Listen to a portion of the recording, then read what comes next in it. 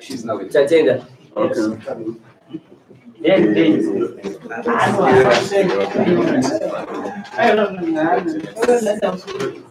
Come here.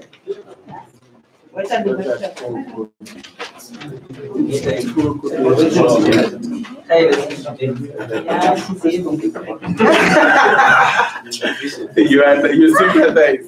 I hope so.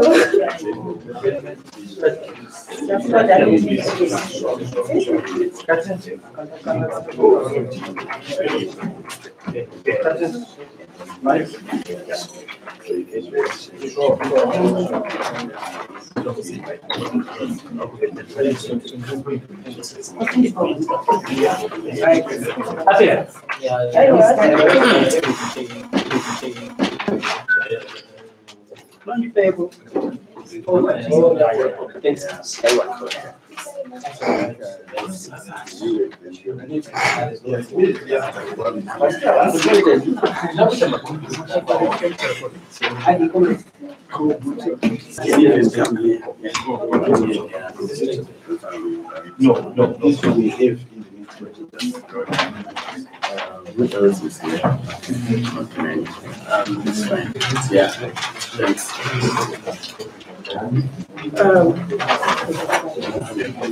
Okay, colleagues from media fraternity, we are here once again, and today would like to unveil the Citizens Cabinet in terms of the portfolios and the representatives. I'll read out an introduction of the statement to that effect. Then I will invite our convener to announce the cabinet. Thereafter, I'll read through a statement that we have done on the state of the economy and how it is impacting on the citizens. When I'm done with reading that statement, we then can engage on a question and answer with you for further clarifications and information that you might have. So I thank you very much once again for heeding to our invitation to come to this press conference. I'll go through the statement. Pursuant to the launch of the Citizens Cabinet 2 weeks ago, we, the citizens of Zimbabwe, organized under the banner of the Citizens Manifesto, today unveil to the nation the portfolio leads who comprise the Citizens Cabinet. In line with our vision of an inclusive and democratic Zimbabwe, defined by participatory development, we invite the various interest groups, policymakers, the citizens of Zimbabwe, both locally and in the diaspora, to interact and engage with the citizens in promoting public accountability by tracking government ministries' performance and also proffering alternative policy formulation. The overall goal of the Citizens Cabinet, as we have indicated before, is the attainment of the Zimbabwe dream as articulated in the Citizens Manifesto document. And right now, I will call upon Comrade Briggs to announce to us the Citizens Cabinet, the composition of the Citizens Cabinet. Comrade Briggs, I hand it over to you. Thank you, Comrade Janet. We are a movement that has a slogan. Yes. So those who know this will respond. Not Sunungura, Zimbabwe. Sunungura, Zimbabwe. Zimbabwe. Sunungura. I think we can also get a little bit carried away and make it a song. Sunungura Zimbabwe, Sunungura Zimbabwe, Sunungura Zimbabwe, Chego Sunungura Zimbabwe, Sunungura Zimbabwe, Sunungura Zimbabwe, Sunungura Zimbabwe, Sunungura Zimbabwe, Chego Sunungura Zimbabwe. Thank you.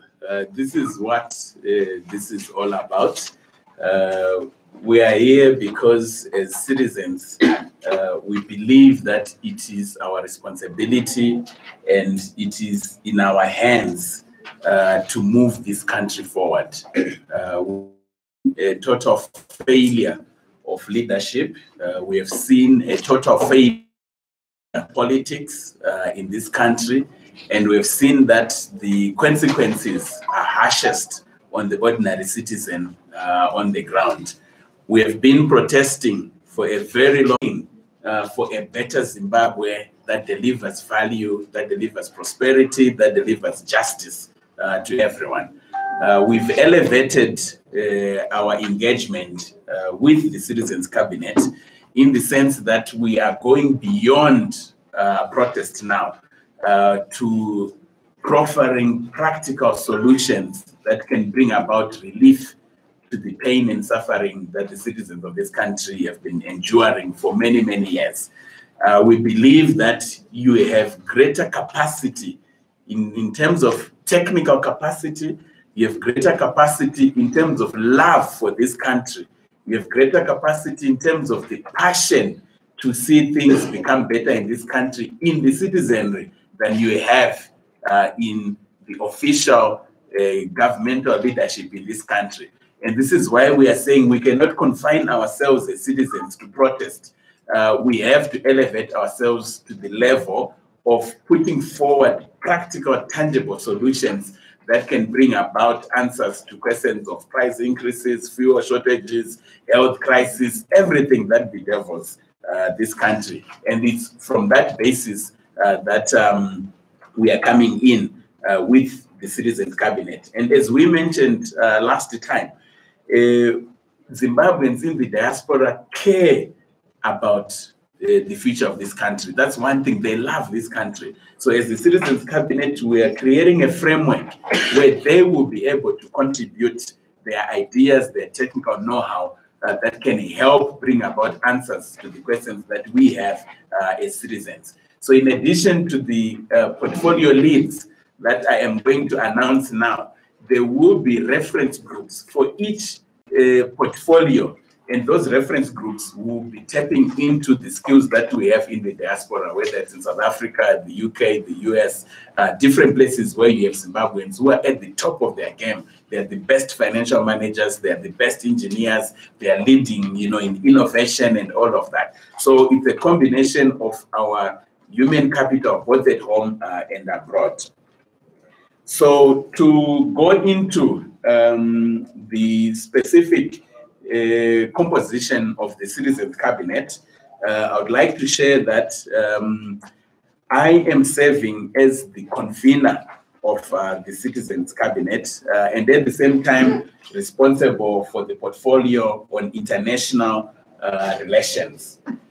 And we have serving as the deputy convener of the Citizens Cabinet and at the same time responsible for finance and economic development, my dear sister here, Janet Shaw. Please give her a hand. And beyond that, we have the Chief Secretary of the Citizens Cabinet, and this is my dear comrade here, Ashley Funye. I'm deliberately not emphasizing where they're coming from, but those who know, Janet is the Executive Director of the Zimbabwe Coalition on Debt and Development, but that's 100th of, or maybe 1 millionth of who she is and who she's bringing to the Citizens Cabinet. She's bringing a lot more than that. And those who know, Ashley Funye is the Secretary General of the Zimbabwe National Students Union, but again, that's a millionth of what he is bringing to the Citizens Cabinet. Beyond that, we have the portfolio on public sector innovation. This portfolio is led by Sakile Sifelani. Those who know Sakile, she's one of the leading voices as the director of the Women in Politics and Support Unit, WITSU. She's currently moving things in Parliament as we are speaking right now, and that's why she's not here with us. Beyond public sector innovation, we have the informal economy and SMEs development. And I'd like to introduce my dear comrade, Michael Ndiweni, who is right here. Michael has arrived all the way from Bulawayo. He leads the Bulawayo Vendors and Traders Association, But again, that is a millionaire, what he is bringing to the Citizens Cabinet.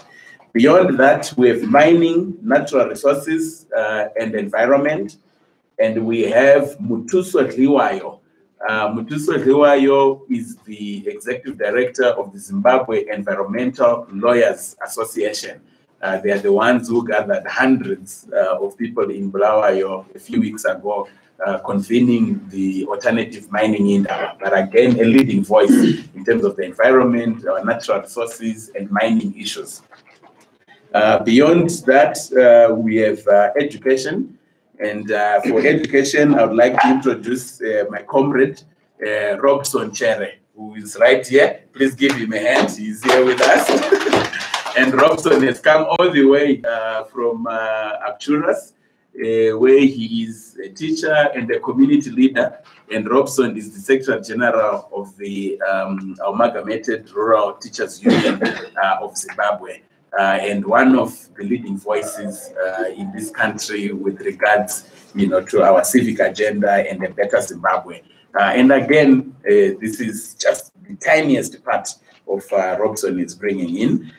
Beyond that, we have public infrastructure and urban development. And I'd like to introduce my comrade here, Clever Berry. And you can give him a hand. Clev is a quantity surveyor.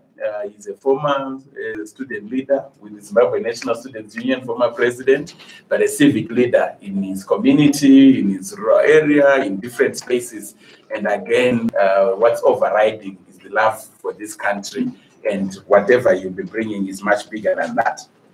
And I'm excited to also introduce our portfolio lead on arts, heritage, culture, and tourism.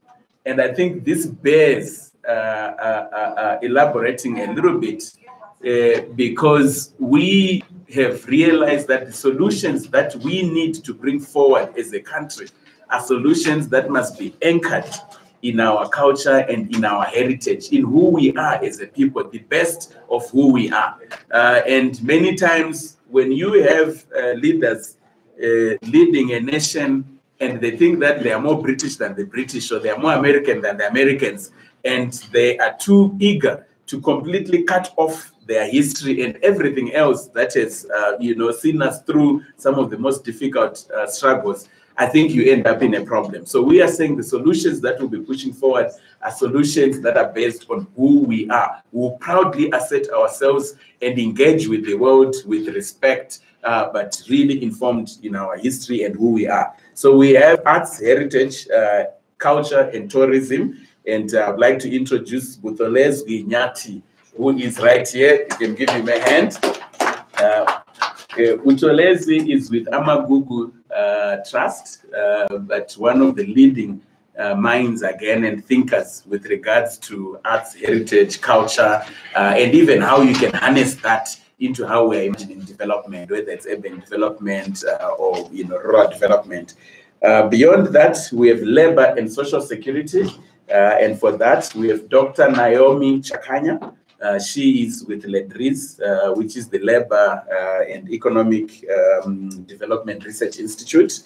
We have Lands and Agricultural Development, and we have Dr. Walter Chambati, who's with the same Moyo Institute of Agrarian Studies. We have Justice, Legal, and Parliamentary Affairs, and for that we have Tafadzwa Mugabe. A lot of you know him. He's a prominent lawyer. He was with Zimbabwe Lawyers for Human Rights and a prominent advocate for human rights in this country. And we have gender justice, and for that we have Gladys Changachirere. And Gladys Changachirere is the director of Institute for Young Women in Development out there in Bindura, but also really one of the most important voices of our time when it comes to an understanding of the place. We have youth and sports, and our portfolio lead for youth and sports is Mishek Gondo. And Mishek Gondo is the director of National Association of Youth Organizations. He is currently in Egypt because he's also leading youth policy formulation at a continental and global level. So he is holding that down, but you can be rest assured that he is bringing in cutting-edge thinking with regards to the question of youth in this country. And we have media, freedom of expression, and ICTs. And for that, we have Comrade Fatso, as he is popularly known. He is Farai Sam Monroe, and he is the creative director of Magam Network. A lot of you know him as a comedian and a creative entrepreneur and leader. And we think that there's, great value that he can deliver from that perspective. We have health, and for health, we have Rutendo Bonde. She was recently the board chair of Zimbabwe Doctors for Human Rights, and again, one of the leading thinkers with regards to public health in this country. There are two portfolios that remain to be announced, and this is the portfolio on social cohesion and national healing, as well as the portfolio on industry and commerce. So this brings the respective portfolios to 14, and actually to 15, sorry. With that, I would like to bring back Janet, who is our spokesperson, and simply say that we thought that we are most pressing in terms of impact on citizens' lives, particularly the situation we're experiencing on the economy. So please, Janet will read to us a brief statement on the economy, and then we'll be happy to engage your questions. Thank you. Thank you very much, Comrade Briggs. And I think Comrade Briggs has already indicated, we have announced the portfolio leads, but there are a lot of issues that are taking place in our economy. And as the citizens of Zimbabwe, we are well aware of them, and we have actually experienced the distress that Zimbabwe, and as the Citizens Cabinet, we are committed to providing solutions and also responding to some of the issues that are taking place. So in that regard, I will read through a statement on the state of the economy, what we believe also should be addressed, and the demands that we have on the GTB. The statement, then we can engage thereafter, both on the portfolio leads, the Citizens Cabinet, but also on the state of the economy. As the Citizens Cabinet, we are committed to advancing practical solutions that bring relief to the unbearable pain and suffering that citizens are going through, and foster inclusive, democratic, and participatory development. In this regard, we would like to register citizens' distress with regards to the present state of the economy and make a call for urgent solutions. We denounce the rampant corruption, ineptitude, incompetence, and general mismanagement of the economy by the present government. And I'm sure we've seen reports, many of them in the media. Further, the government's failure to consult and diligently communicate with citizens, combined with inconsistent policy pronouncements, is making things worse, even to us as citizens, as we panic due to the inconsistencies. The government must realize that there is a huge trust deficit, given people's painful experiences with economic mismanagement in the past, and as such, the government needs to be more than 100% more proactive in communicating and providing clarity on everyday pressing issues and stop politicking. A core driving force behind the current macroeconomic instability in the country and the resultant runaway loss of value in bond notes and RTGS balances is the lack of independence and transparency by the Reserve Bank, especially with regard to transparency in forex allocations, has become a huge enabler of grand corruption, and it leaves us as citizens speculating. We therefore demand that forthwith the RBZ publishes weekly its foreign currency allocations in a detailed manner that allows for auditing by us, the citizens, and also the Auditor General. And I think the Auditor General's office has availed itself if invited to do that audit.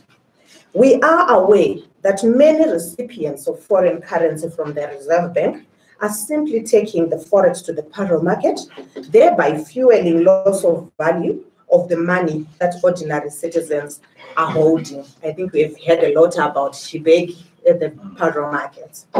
Most importantly, we call for an expeditious move to eliminate the parallel and unequal exchange rates between the US dollar, RTGS, bond notes, and mobile money. This is illogical, and for as long as such a system exists, those in privileged positions will engage in arbitrage and unduly benefit at the expense of the ordinary citizens who do not have access. As citizens, our demand is that citizens cannot lose their money again as what happened in 2008. As such, the government must consult on ways of eliminating the artificial 1:1 conversion rate that does not result in citizens losing the value of their money. Furthermore, we would like to speak to the following issues. Runaway price increases. Our lives as citizens are under massive attack from the runaway price increases of basic commodities that are not matched by increases in incomes. We find it totally unacceptable that as citizens, we are made to bear the final cost of the rampant corruption and mismanagement of the economy through these runaway price increases. The situation was already bad even before the latest wave of price hikes. It has never made sense that commodities will be priced as much as 10 times more than they hit the shelves from South Africa. Nothing in the nature of the value chain actually justifies such prices. We demand that retailers provide a full breakdown of their costing structures and justification for all prices of basic commodities, especially those that are also receiving allocations from the Reserve Bank of Zimbabwe. Devaluation of wages, pensions, and savings. Runaway price hikes have devalued wages, pensions, and savings. It must be recognized that wages were negotiated in US dollars and therefore cannot be treated as bonds or RTGS value. We therefore demand that wages be pegged to the United States dollar rate in order to protect their value and the wage and the disposable income of the worker. Similarly, all savings and pensions must be maintained in US dollars because they were earned in US dollars, and we cannot watch as pensions and savings are eroded. Public revenue transparency. The government recently introduced a 2% electronic transaction tax. This comes on top of other taxes, such as the 5% health fund levy on airtime, which was introduced last year in March 2017. We are calling for full transparency and for the government to publish all revenues and expenditures that are coming from these taxes. We are also calling for a full audit of all the government's debt with full details on how the money was spent, especially the debt related to the issuing of treasury bonds, which have made the domestic debt to balloon in a space of very, very short space of time, almost trebling. Public health and social protection.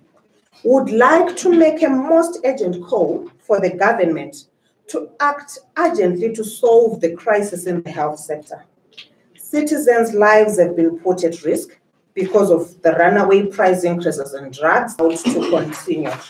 We call on the government to provide priority support in terms of forex allocations and subsidies to health service providers, including the pharmaceutical sector, which plays a critical role in the supply of drugs.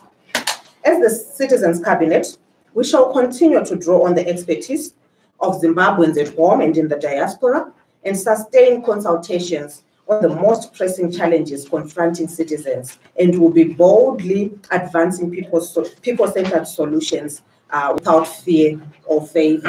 And I think the solutions, we need them now so that we do not continue in the current distress that we are facing and experiencing. I thank you. Right now, I would invite any persist in answering to your questions.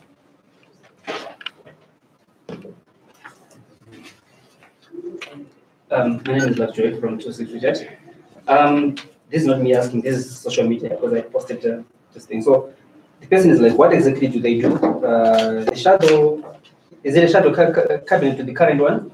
Or do you make criticism and suggestions to the cabinet?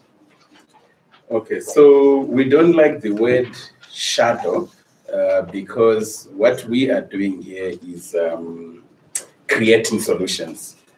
So if you look at the portfolios that country needs in order to relieve the plight of citizens and move us forward. So we are really seeing ourselves as a voice of citizens that speaks to the priorities that citizens have. So it's not really a shadow. And just to reiterate that it's not there to criticize, but it's there to bring attention to the priority issues that are affecting citizens and to proffer solutions.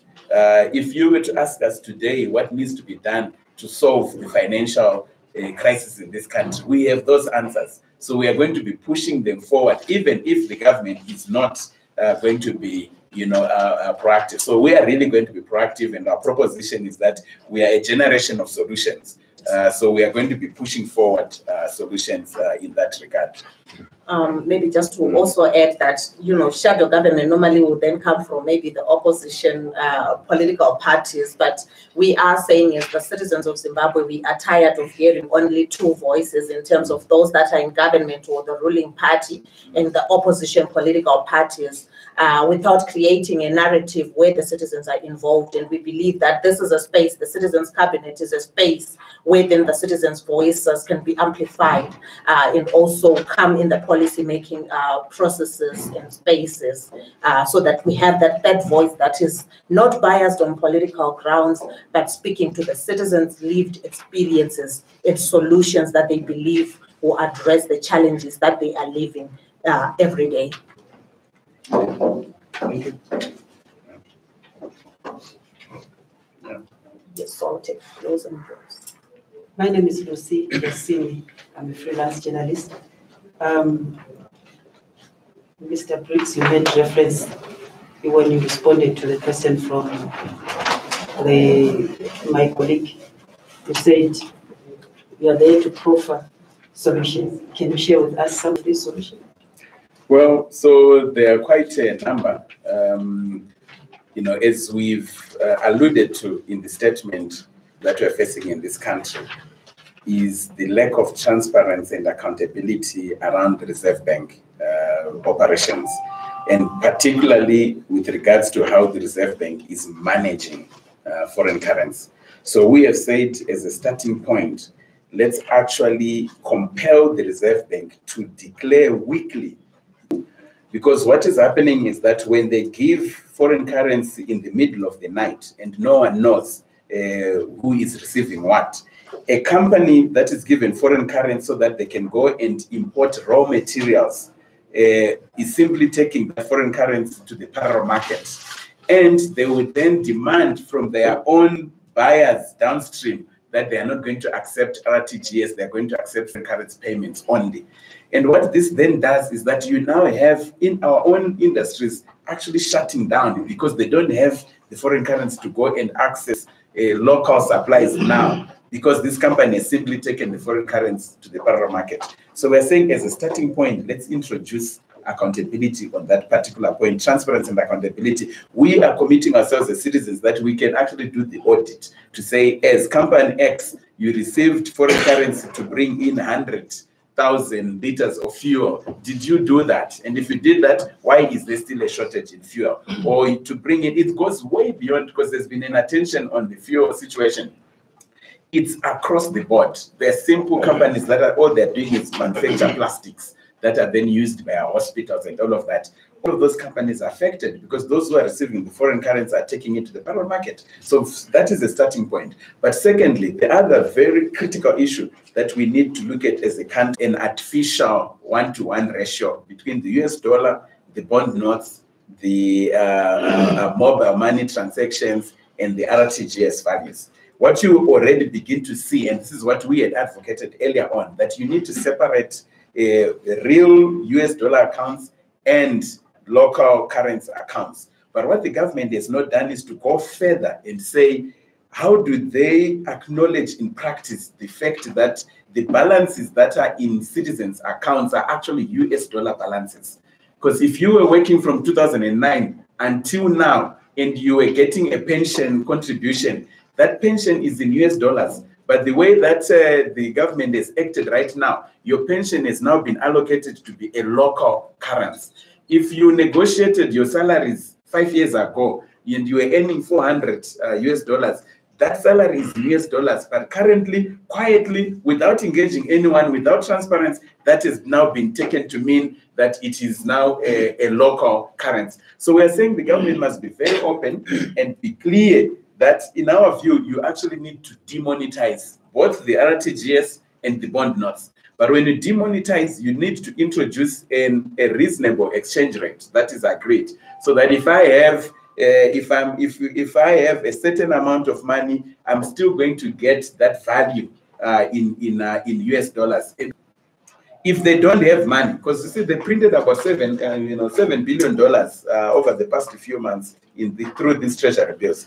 If they don't have money and we are holding these balances ourselves, they must be creative, and that being creative might mean offering certain shares, offering certain assets, because they are owing citizens. That must be acknowledged. What we don't want is to simply wake up and be told that that money is now valueless. The only thing that is value is US dollars. So we're saying they must be creative. Our starting point is that they must offer value for the money that citizens are holding and not allow that money to simply disappear. So there are many things we can talk about, but it's that practical level of providing solutions to things that citizens are facing today. I wanted to ask, looking at the Citizens Cabinet, so my name is Aida Major, from newsroom.com.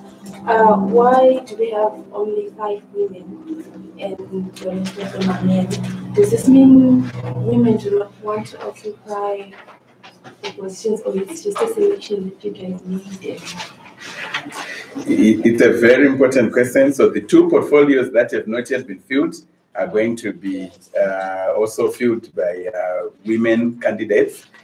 So that's going to take our, our gender balance higher. What we can speak to in terms of commitment is really the fact that we imagine a situation where there's full parity and balance, and there's going to be a lot of, we talked of the reference groups and the different layers, and maybe when we redo this a little bit down the line, we will be the first advocates to actually come and speak to you like 50% parity. That is what we are targeting. Sure. Yeah, and sure, if we put on the 2 portfolio leads who are women, but also speaking to the technical, the advisory group, also women are also going to be part of, and sure we'll get there. But I think the interest is there, and they are women or females that are actually capable. I don't know if there's any other. You have another question? Yeah, another question from the social media. Oh, you got a social media question right now. Yes. And they're saying, who is funding you guys? Currently, there is absolutely no funding for the Citizens Cabinet. It's simply everyone, as we introduce them, you heard that they are all engaged in different things. There's no one receiving a single cent to be part of the Citizens Cabinet. So it's actually a lot of our own volunteerism, putting together whatever little we can put together so that we're able to play this as our civic duty and responsibility. We are actually being funded by the love of our country. Yeah. It's the one that is trying to pursue what you intend to pursue.